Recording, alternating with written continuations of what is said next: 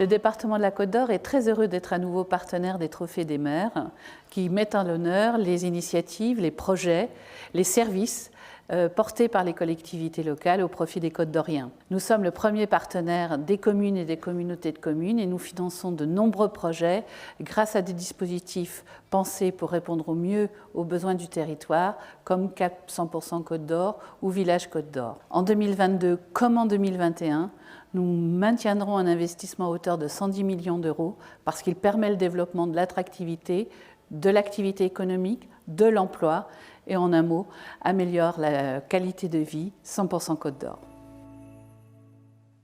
Bonsoir Catherine Louis. Bonsoir. Merci d'être sur scène avec nous ce soir. Le soutien aux communes et aux collectivités locales, c'est quelque chose de très important pour le Conseil départemental. Vous y consacrez une grosse partie de votre budget 2022. Quelles en sont les priorités?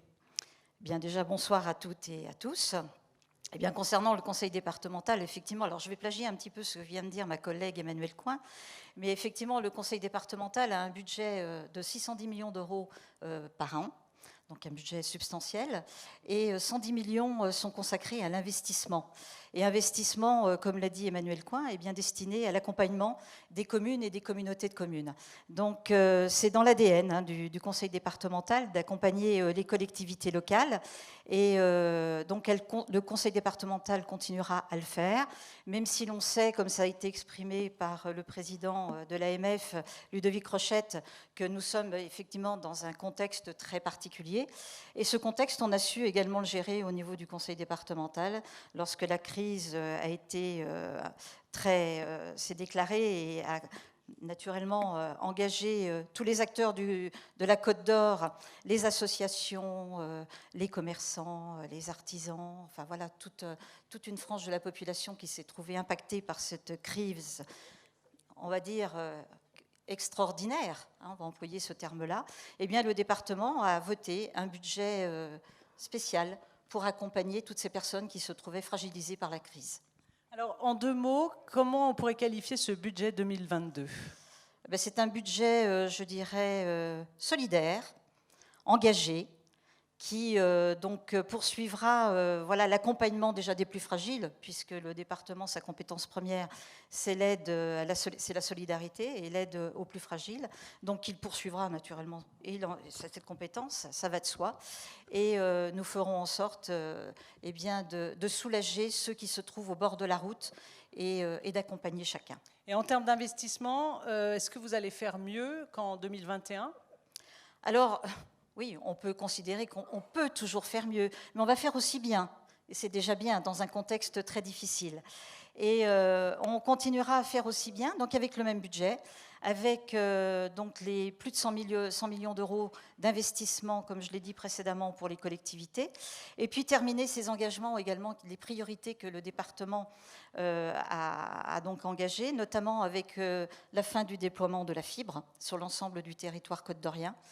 Et le deuxième engagement est bien de continuer d'assurer la sécurité de chacun sur la Côte d'Or avec l'aide du SDIS, du centre de secours, voilà, du service des pompiers, service de secours d'incendie de la Côte d'Or. De poursuivre également bien son engagement comme il le fait jusqu'à maintenant, mais de continuer d'accompagner les jeunes, puisque le Conseil départemental a en charge les 47 collèges publics de Côte d'Or et également les 7 collèges privés, et bien de continuer d'investir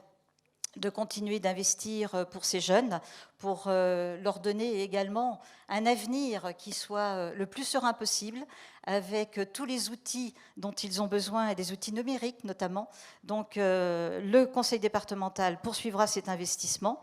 Et puis pour terminer, parce que j'ai déjà été un petit peu longue, eh bien j'ai parlé de la compétence première du département, eh bien de continuer naturellement d'assurer la solidarité, parce que sur un budget de 610 millions, la moitié de ce budget est consacrée à la solidarité. Merci beaucoup Catherine Louis. Alors quel est le lauréat de ce trophée ? J'ai peur de ne pas avoir pris mes lunettes. Alors le lauréat, eh bien c'est Nicolas Urbano, maire de Fontaine-Française. On l'applaudit bien fort.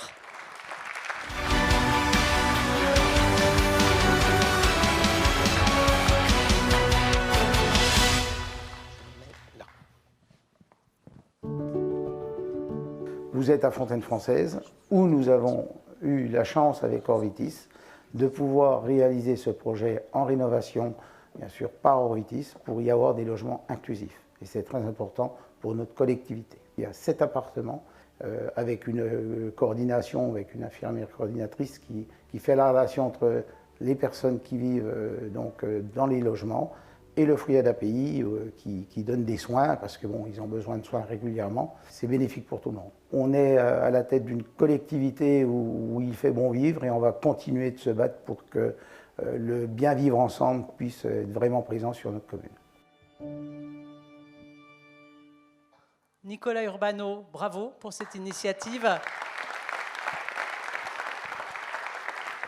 Vous avez une sensibilité très développée pour les personnes handicapées dans votre commune. Vous leur avez permis de vivre dans des appartements, tout ça dans la mixité, avec des gens qui, eux, sont valides. Comment ça s'est passé, ce projet ? Écoutez, je dirais bonsoir à tous, excusez-moi, bonsoir à tous. C'est impressionnant d'être le premier, d'être sur la scène, hein, je ne vous le cache pas. Tout d'abord, ça s'est fait, j'irais naturellement, mais ça ne s'est pas fait seul avec mes petits bras musclés de mère. Pour que ce projet il aboutisse, c'est le résultat d'un grand nombre de partenaires, comme Orvitis, avec M. Berrion qui est là, mais je ne le vois pas s'il est là, avec qui on a travaillé étroitement et on continue de travailler étroitement avec lui.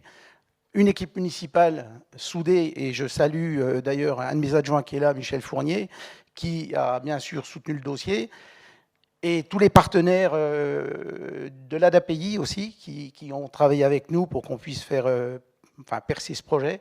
C'est important pour nous. La commune de Fontaine-Française vit avec des personnes handicapées. Ils font partie de notre commune intégralement. Tous les trottoirs sont accessibles. On continue de travailler pour leur rendre la vie beaucoup plus facile qu'elle l'est pour eux, bien sûr. Mais voilà, on va continuer de travailler dans ce sens-là pour le bien vivre ensemble, comme j'ai dit dans le reportage, à Fontaine-Française. Donc dans le centre-ville, il y a également, tout est adapté, hein, c'est ce que vous disiez. Tout est adapté. Dès qu'un commerce ouvre, nous faisons l'investissement, mettre des rampes handicapées. Enfin, tous les commerces, il n'y a pas un seuil à franchir, tout est vraiment adapté. Merci beaucoup, Nicolas Urbano. Je vous laisse recevoir votre trophée des mains de Catherine Louis. On vous applaudit bien fort.